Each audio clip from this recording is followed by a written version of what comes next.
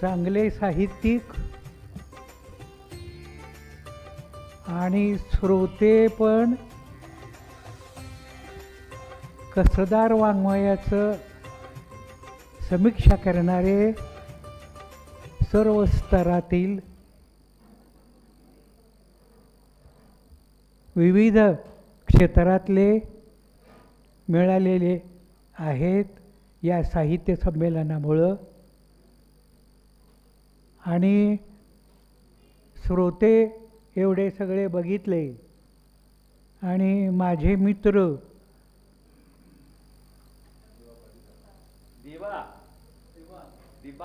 दिबा पाटील कामेरी या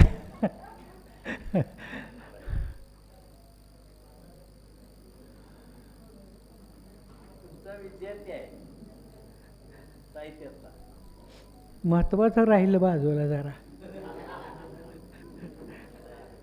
कारण हां पानिपतकार विश्वास पाटील ह्यांची आमची ओळख फार जुनी आणि परत ते असे वेगवेगळे अधिकार पुस्तकं लिहित पानिपत अमुक तमुक लिहित त्यांना अखिल भारतीय मराठी साहित्य संमेलनाचं अध्यक्षपद मिळालं. आणि ते अध्यक्षपद मिळाल्यानंतर सातारा गावामध्ये त्यांचं ते संमेलन झालं. मला जे सांगायचं होतं ते असं की मला जी लेखनाची जी झुळूक मिळाली म्हणा थोडक्यात, ती आपल्या इस्लामपूरचे आचार्य जावडेकर यांच्या शुभहस्ते म्हटलं तरी चालेल. त्यावेळेला मी 8वीच्या वर्गात होतो आणि B.S. अण्णांची जी शाळा हे होतं विद्यामंदिर, तिथं गोलवडेकर सरांनी आमचं एक हस्तलिखित काढलं होतं आणि ते हस्तलिखित जावडेकरांच्या हस्ते त्याचं उद्घाटन झालं होतं. आणि मी त्या जावडेकर यांच्या विद्यार्थी दशेतच त्यांच्या समोर बसूनच माझ्या त्या हस्तलिखिताच्या उद्घाटनाचा सोहळा मी त्यावेळेला पाहिलेला होता. आणि म्हणून मला ही झुळूक लागली लेखनाची. त्यांचा शुभहस्त किंवा त्यांची नजर माझ्या त्या निबंधावरून. आता माझा निबंध कसला होता की अतिशय साधा निबंध नेहमीचाच. पावसाळ्यातील एक दिवस सगळ्या शिक्षकांचं तेच असते. मुलांना पहिल्यांदा हे सांगितलं निबंध पावसाळ्यातील एक दिवस. मग आम्हाला गोलवडेकर सर गुरुजींनी सांगितलं पावसाळ्यातील 3 तुकड्यांचे अंक काढले होते. फक्त आमच्याच अंकाला ते प्राधान्य मिळालं. त्या अंकाचं नाव अजूनही माझ्या लक्षात आहे की हे पारिजातक, त्या अंकाचं नाव. दुसऱ्या तुकडीला कलिका आणि एकेकाला अशीच काहीतरी नावं दिली. पण आमच्या अंकाचंच उद्घाटन ते जावडेकरांनी केलं. मग मी काय लिहिलं त्यात सांगण्यासारखं आहे तुम्हाला. त्या निबंधात मग नेहमीसारखाच हे पावसाळा आहे, तर मग त्या निबंधात मी काय लिहिलं मला सांगितल्यानंतर मी घरी गेल्यावर म्हटलं आपण असा निबंध लिहायचा की काहीतरी वेगळं लिहायचं आपण. मग हे वेगळे पण मी कुठनं आणलं तर 5वीच्या वर्गात आमची सहल गेलेली होती. त्या मल्लिकार्जुन डोंगरावरून नाही, हे मच्छिंद्रगड, मच्छिंद्र आम्ही असं मुलं मागं बघत होतो, पाठीमागं किती उंचीवर आलो आम्ही. बघितल्यावर मला तिथं काही रानातल्या शेतकऱ्यांच्या पट्ट्या दिसल्या, वेगवेगळ्या रंगाच्या. मग मी तिथंच कल्पना केली की आपण काय लिहायचं मग. तर मी तिथं एक कल्पना केली की ह्या ज्या वेगवेगळ्या रंगाच्या ज्या पट्ट्या आहेत शेतकऱ्यांच्या, त्या पट्ट्या म्हणजे हिंद मातेनं आपली वस्त्र वाळत घातलेली आहेत. आता इतके मी कितवीला होतो, 8वीला, आणि तिथं मला त्या ह्याच्यामध्ये ही कल्पना सुचली. त्याला बरीच वर्ष झाली ती. मग इतकी वर्ष होऊन मी तिथं त्या निबंधामध्ये ठरवलं की उत्कृष्ट निबंध लिहायचा. दुसरी उपमा, आमच्या गावातल्या टेकडीवरनं पावसाळ्यात सर्प खाली यायचे म्हणजे पाण्याचे, ती एक उपमा लिहिली. तिसरी एक काहीतरी अशी लिहिली. म्हटलं उपमांची चुणूक मला त्या निबंधात सुचली, आणि ते सगळं ह्यांनी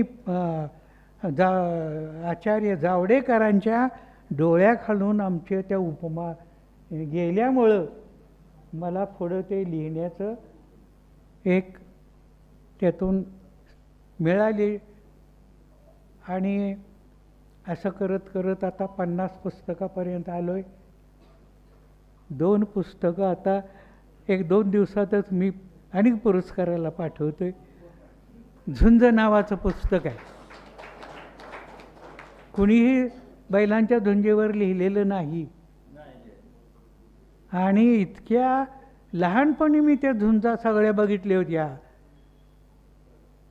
नुसत्या झुंजाच नाही, ती बैल कुठं कुठं बांधली होती, कुठल्या मळ्यात आणि कुठलं काय, हे सगळं बालपणातली आठवण मी त्या कादंबरीत. आता थोडा वेळ आहे आणि त्यानंतर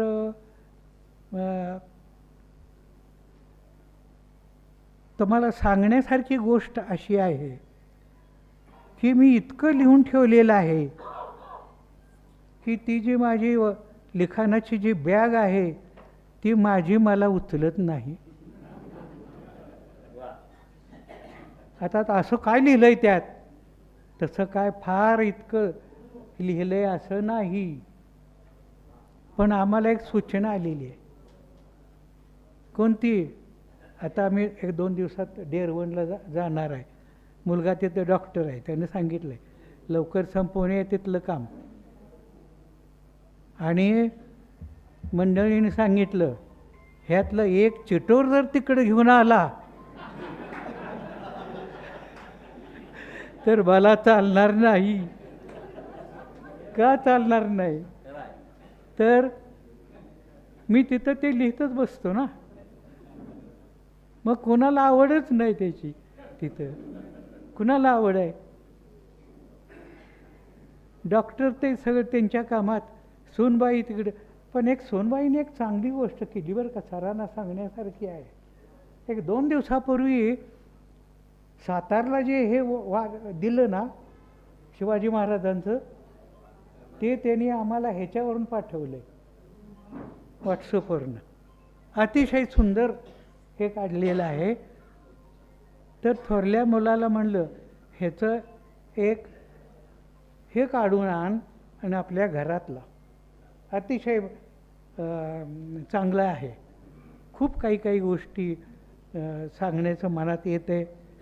आणि विश्वास पाटील जर असले तर मी कितीही वेळ बोलू शकतो, कारण मला भिड्याचं काही कारण नाही. आणि त्यांच्या आठवणी पण आहेत. पण नको, आता कसं आहे वेळ कमी आहे, तेव्हा आपण कुणी सूचना दिलेली धुडकावून लावणं हे काही बरोबर दिसत नाही. जाता जाता एकच गोष्ट सांगतो की मी अशी ती सगळी माझं लेखन आहे ना ते घेऊन रोज बसतो त्यात एक मला पान असं सापडलं, मीच लिहिलेलं, की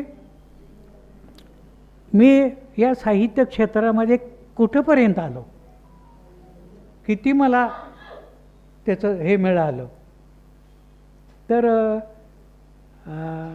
त्यात मी असं लिहिलं आहे की ज्यांना लिहायचं आहे कोणालाही तो लिहू शकतो, अजिबात त्यात काही अवघड नाही असं एक मग त्याच्यामध्ये एक हे टाकलेलं आहे, काही नाही अवघड. जात्यावर बसल्या काय म्हणतात ना, हां सुचतं, जात्यावर बसल्यावर ओवी सुचते, तसं आहे ते. मी तर समोर कागद घेऊन पेन घेऊन सारखं, आणि मी ते आमच्या वाड्यातच एका कॉटवर बसून लिहितो असं, आणि दरवाजापासून माणसं निघाली की त्यांचं पण नाव त्यात लिहायचं. तीच माझी पात्र, ते काय वाचायला येत नाहीत माझं काय नाव लिहिलं बघून. आणि फार सुचतं मला तिथं.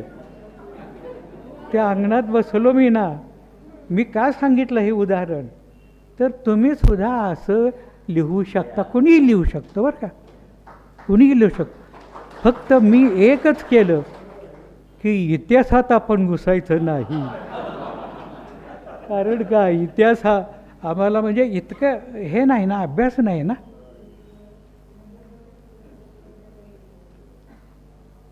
अशा बऱ्याच गोष्टी आहेत.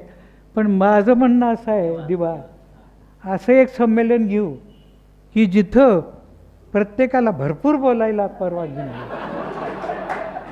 किती पण बोलावं नव्हे, भरपूर बोलावं. मग ह्याचा उपयोग बोलणाऱ्याला काय होईल, सांगणाऱ्याला त्याचा उपयोग काय होईल, ह्यांनी कसं लिहिलं. तुम्ही शेकोटी संमेलन घ्या, बसून आपसात कुठलाही औपचार विकसन न पाळता ह्यांनी कसं लिहिलं हे त्या श्रोत्यांना कळेल. मग त्यांच्या लक्षात येईल की लिखाण आपण म्हणतो तेवढं अवघड नाही. कविता असू द्या, नाहीतर कथा असू द्या, नाहीतर कादंबरी असू द्या, काही पण असू द्या, पण हा एक आपण प्रयोग करून बघितला पाहिजे. आता कसं आहे, थोड्या मर्यादित वेळेत बोलणाऱ्याचं पण समाधान नाही, ऐकणाऱ्याला पण काही मिळत नाही. एवढं बोलून गडबडीत जास्त वेळ घेतला त्याबद्दल क्षमा करा. आणि कुणी जरी माझ्याकडे आलं कामेरीला, आम्हाला ह्याच्यावर सांगा त्याच्यावर कंटिन्यू. स्वतः परवा मला वाटतं ह्या लता आईवळे कॉलेजच्या 25 मुलींना घेऊन आल्या घरी. मग त्या मुलींनी मला वेगवेगळे प्रश्न विचारले, पहिली कथा, दुसरी कथा, तिसरी कथा, कादंबरी कशी लिहिली, कोणती काय. मग त्या मुलींना मी सगळी उत्तरं अगदी मजेशीर सांगितलं. आणि त्यांना एक बरं वाटलं की आपण एवढं ऐकलं तरी सुद्धा आपण लिहू शकतो. एवढं बोलून मी माझं भाषण संपलं. धन्यवाद तात्या. खरं तर मनसोक्त बोलण्याची इच्छा असूनही वेळेअभावी वेळेत मनोगत आवर्त घेण्याचं या वयातही आपल्याला भान आहे, हे पाहून आम्हा सगळ्यांना आश्चर्य वाटतंय. आपल्याला मनपूर्वक धन्यवाद. यानंतर जीवन गौरव पुरस्कार प्राप्त